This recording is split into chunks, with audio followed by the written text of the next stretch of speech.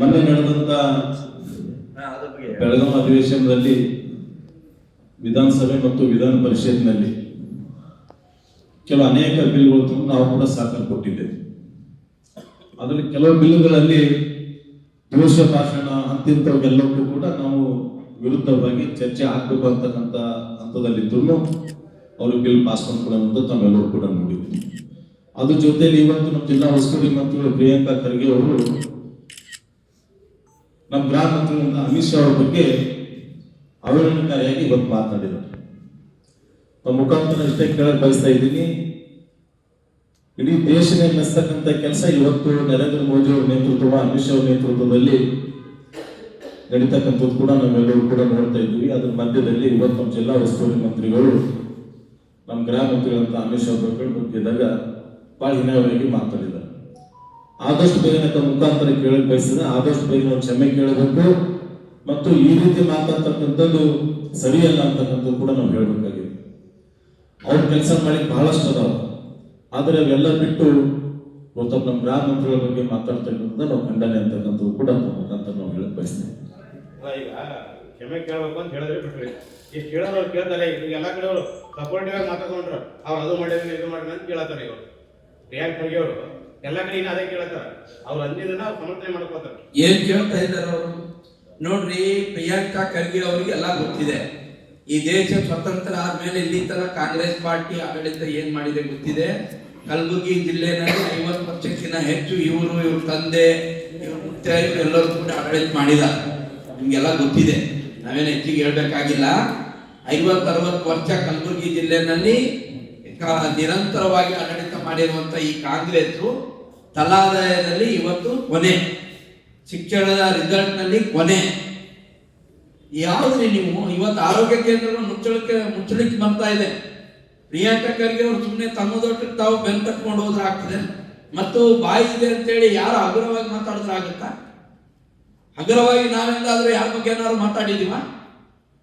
ಪ್ರಿಯಾಂಕಾ ಖರ್ಗೆ ಅವರಿಗೆ ಈ ರೀತಿ ಹಗುರ ಮಾತಾಡ್ತಕ್ಕಂಥದ್ದು ಅದು ಒಳ್ಳೇದಲ್ಲ.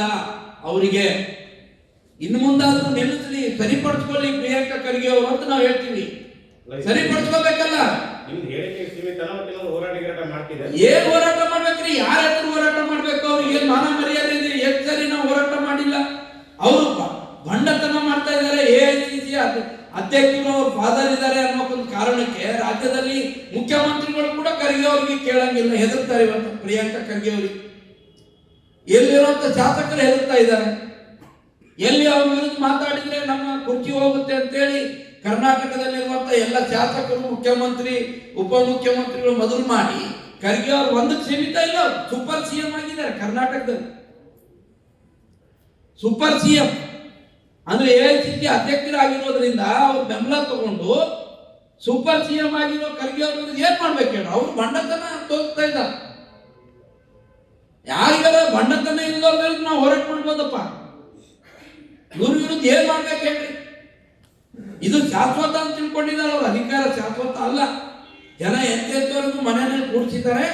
ಶಾಶ್ವತ ಅಧಿಕಾರ ಅಲ್ಲ. ಅಧಿಕಾರ ಕೊಟ್ಟಾಗ ಗರ್ವದಿಂದ ಮೆರಿಬೇಡಿ, ಜನರ ಸಮಸ್ಯೆಗಳನ್ನು ಕೇಳ್ರಿ ಅಂತೇಳಿ ನಾವು ವಿನಂತಿ ಮಾಡ್ತೀವಿ. ಇದು ಅವರ ಇದಕ್ಕೆ ಇದು ಅವರಿಗೆ ಧಕ್ಕೆ ಬರುತ್ತ್ರಿ. ಏನ್ ದೊಡ್ಡವರಂತಾರೆ ಎಲ್ಲ ಜನ ಮೆಚ್ಚಿ ಬಿಡ್ತಾರ ಬೈಕ್ ಕೂಡ್ಲೆ. ಮೋದಿ ಅವ್ರಿಗೆ ಬೈದ, ಅಮಿತ್ ಶಾ ಅವ್ರಿಗೆ ಬೈಕ್ ಕೂಡ್ಲೇನೆ ಖರ್ಗೆ ಅವರು ದೊಡ್ಡವರಾಗೋದಿಲ್ಲ. ಬಹಳಷ್ಟು ಜನ ಇದ್ದಾರೆ, ಎಲ್ಲರೂ ಹಿಂಗೆ ಮಾತಾಡ್ತಾರೆ. ಮಾತಾಡಲ್ಲ. ಯಾಕೆ ಮಾತಾಡಲ್ಲ ಅಂದ್ರೆ AICC ಅಧ್ಯಕ್ಷರು ಯಾರು ಇಲ್ಲ ಅವರು ಬೆಂಬಲಕ್ಕೆ. ಇವ್ರ ಅಪ್ಪವ್ರು ಇದ್ದಾರೆ AICC ಅಧ್ಯಕ್ಷರು ಬೆಂಬಲಕ್ಕೆ ಅಂತ ಹೇಳಿ ಏನ್ ಸಿಕ್ಕದ್ ಮಾತಾಡ್ತಾರೆ. ಮಾತಾಡ್ಲಿ, ಜನ ಮುಂದಿನ ದಿನಗಳಲ್ಲಿ ಅವ್ರಿಗೆ ತಕ್ಕ ಉತ್ತರ ಕೊಡ್ತಾರೆ. ನಾವೇ ಕೊಡ್ಬೇಕಂತ ಏನಿದೆ ಅಣ್ಣ? ಜನ ಉತ್ತರ ಕೊಡ್ತಾರ. ಇನ್ನಾದ್ರೂ ತಿದ್ಕೊಳ್ರಿ ಪ್ರಿಯಾಂಕಾ ಖರ್ಗೆ ಅವರೇ ಅಂತ ಹೇಳ್ತೀವಿ ನಾವು. ಮಂದಿ ಹೇಳಿದ್ರಪ್ಪ, ಅವರು ನಾರಾಯಣ ಸ್ವಾಮಿ ಅವರು ಹಿಂಗ್ ಮಾತಾಡಿದ್ದಾರೆ, ಇವ್ರು ಹಂಗ್ ಮಾತಾಡಿದ್ದಾರೆ, ನೀವೇನ್ ಮಾತಾಡಿದ್ರೆ ಹಂಗಿದ್ರೆ ನೀವ್ ಅನ್ಬೋದು ಏನ್ ಬೇಕಾಗಿ. ಮೋದಿ ಅವರು, ಅಮಿತ್ ಶಾ ಅವರು ಕತ್ತೆ ಕಾಯ್ತಾ ಇದಾರ ಅಂತ ಕೇಳ್ತೀವಿ. ನೀವೇನ್ ಕಾಯ್ತಾ ಇದ್ದೀರಿ ಹಂಗಿದ್ರೆ? ಈ ಶಬ್ದಗಳನ್ನು ಬಳಸಬೇಕಾಗಿದ್ರೆ ನೀವು ಬೇರೆ ಬೇಕಾದ್ರೆ ಮಾತಾಡ್ಬೋದು. ಆದ್ರೆ ವಿರೋಧ ಪಕ್ಷ ನಿಮ್ ಬಗ್ಗೆ ಮಾತಾಡಿದ ಕೂಡಲೇ ನಿಮ್ಗೆ ಯಾಕೆ ಕುಡಿತದ? ನಿಮ್ಗೆ ಯಾಕೆ ಬೆಂಕಿ ಬೀಳ್ತದ? ವಿರೋಧ ಪಕ್ಷದವರಿದ್ದಾರೆ, ಅದನ್ನು ಏನಾದ್ರು ಸರಿ ಮಾಡ್ತೀವಿ ಅನ್ಬೇಕು. ಒಂದೊಂದ್ಸಲ ಮಾಧ್ಯಮದ ಸ್ನೇಹಿತರು ಕೇಳುವಂತ ಸಂದರ್ಭದಲ್ಲಿ ಏನೋ ಒಂದಿಷ್ಟು ಪ್ರಚೋದನೆಯಿಂದ ಮಹಾತ್ಮ ಒಂದು ಏನೋ ಅವ್ರ ವಿರುದ್ಧ ಮಾತಾಡಿರ್ಬೋದು ಅಂತ ತಿಳ್ಕೊಂಡು ಅದನ್ನೇ ದೊಡ್ಡದು ಮಾಡೋದ ಸೋವಿಯತ್ ಆಗ್ತದ ಹಂಗಂದ್ರೆ ಪ್ರಿಯಾಂಕಾ ಖರ್ಗೆ ಅವರಿಗೆ ಅವ್ರ ಹಿಂಬಾಲಕರಿಗೆ. ಇವತ್ತು ಈ ದೇಶದ ಪ್ರಧಾನಮಂತ್ರಿ, ಈ ದೇಶದ ಗೃಹ ಸಚಿವರ ಬಗ್ಗೆ ಏನು ಕೀಳಾಗಿ ಮಾತಾಡಿಲ್ಲ. ನೀವು ನಿಮ್ಮ ಮಾತಿನ ಮೇಲೆ ಇಟ್ಕೋಬೇಕು. ಬರೀ ಬಿಜೆಪಿದವರಿಗೆ ಉಪದೇಶ ಮಾಡೋದು, ನಾನು ಮಾಡೋದೆಲ್ಲ ಬೇರೆನೆ. ಅದನ್ನೇ ಹೇಳ್ತಾರಲ್ಲ, ಉಪದೇಶ ಮಾಡೋದು ಬದನೆಕಾಯಿ ತಿನ್ನೋದು ಅನ್ನೋದು ಈ ಪ್ರಿಯಾಂಕಾ ಖರ್ಗೆ ಅವ್ರಿಗೇನೆ ಸಲ್ತದೆ. ಆಯ್ತಪ್ಪ, ಬಿಜೆಪಿದವ್ರು ಕೆಟ್ಟದ್ದು ಮಾತಾಡಿರಲ್ಲ, ನಿಮ್ಮಲ್ಲಿ ಒಳ್ಳೆ ಮಾತು ಬರ್ಲಿ ನೋಡೋಣ. ನೀವಾದ್ರೂ ಒಳ್ಳೆ ಮಾತಾಡಿದ್ರ? ನೀವೇನೂ ಒಳ್ಳೆ ಮಾತಾಡಿಲ್ಲ. ನಿಮ್ ವಿರುದ್ಧ ಏನಾರ ಮಾತಾಡಿದ್ರೆ ಚಾಲನೆ ಅವರದೆಲ್ಲ ಹಿಂದ ಒಂದು ಸೈನ್ಯ ರೆಡಿ ಮಾಡ್ಕೊಂಡ. ಇದು ಬಹಳ ದಿನ ನಡೆಯಲ್ಲ, ಬಹಳ ದಿನ ನಡೆಯಂಗಿಲ್ಲ. ಏಳು ದಿನ ನಡೀತದೆ ಎಲ್ಲ ನೋಡ್ತಾರೆ. ಎಲ್ಲರೂ ಅಧಿಕಾರ ಶಾಶ್ವತ ಅಂತ ತಿಳ್ಕೊಂಡಾರ. ಅಂತ ಹಿಟ್ಲರೇ ಮನೆಗೆ ಹೋಗ್ಬಿಟ್ಟಾನ. ಯಾರು ಉಳಿದಿಲ್ಲ, ನಾಜಿಗಳು ಕಾಜಿಗಳು ಯಾರು ಉಳಿದಿಲ್ಲ. ನಾ ಅಂದವ್ರಿಲ್ಲಿ. ಅದಕ್ಕೆ ಖರ್ಗೆ ಅವ್ರದ್ದು ಬಹಳ ದಿನ ಇಲ್ಲ, ಇನ್ನೆಷ್ಟು ದಿನ ಆದೋ ಗಿಂತಿ ಗೊತ್ತಿಲ್ಲ. ಸರ್ಕಾರ ಎಷ್ಟು ದಿನ ಉಳಿತದೆ. ಸರ್ಕಾರ ಉಳಿದ್ಮೇಲೆ ಶಾಶ್ವತವಾಗಿ ಬರಂಗಿಲ್ಲ, ಶಾಶ್ವತವಾಗಿ ಬರಂಗಿಲ್ಲ. ಇವರ ನಾಯಕರು, ಇವರ ವರ್ತನೆಗಳು ಶಾಶ್ವತವಾಗಿ ಜನ. ನಾವೇನಾರು ಮಾತಾಡಿದ್ರೆ ಸೋತರ ಮಾತಾಡ್ತಾ ಅಂದ್ರೆ ಸೋತರ ಮಾತಾಡ್ಬಾರ್ದ. ನೀನು ಸೋತಿಲ್ಲ, ಮತ್ತೆ ಹಿಂದ ನಿಮ್ಮ ಅಪ್ಪ ಸೋತಿಲ್ಲ ಹಂಗಿದ್ರೆ ಈಗ ಗೆದ್ದೋಗ್ಯಾರ. ನಾವು ಅಪ್ಪವ್ರು ಹಿಂದಿನ ಭಾಗದಿಂದನೇ ಹೋಗಿದ್ರು. ಸೋತರ ಮಾತಾಡಬಾರ್ದು ಅಂದ್ರೆ ಏನ್ ಅರ್ಥ ಹಂಗಂದ್ರೆ?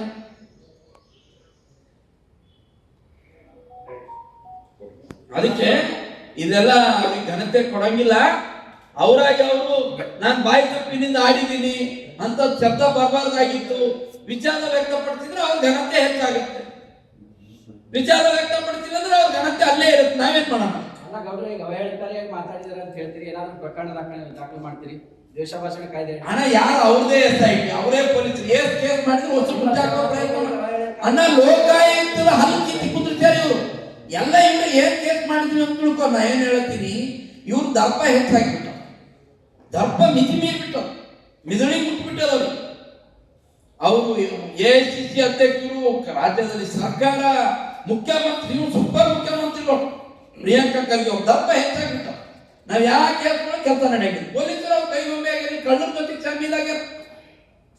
ಇಲ್ಲಿರೋ ಏನೇನು ಇಲ್ಲಿ ಕಲಬುರಗಿ ಜಿಲ್ಲೆನಲ್ಲಿ ಏನೇನು ಅನೈತಿಕ ಕೆಲಸಗಳು ಏನೇನೆಲ್ಲ ನಡೀತಾವ ಎಲ್ಲ ಪೊಲೀಸರು ಶಾಮೀಲು, ಪ್ರಿಯಾಂಕಾ ಖರ್ಗೆ ಅವರು ಹಿಂಬಾಲಿಕರು ಶಾಮೀಲು.